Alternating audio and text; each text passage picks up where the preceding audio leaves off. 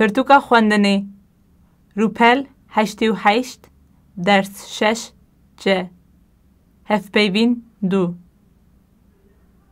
Ez li benda otobûsê me.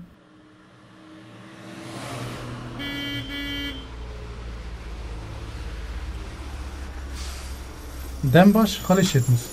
Tu li benda çi? Dem baş birazî. Ez li benda otobüsê me. Li benda kîjan otobüsî? Otobüsa ku diçe Mêrdînê. Ha ho. Ew otobüs pir dereng tê.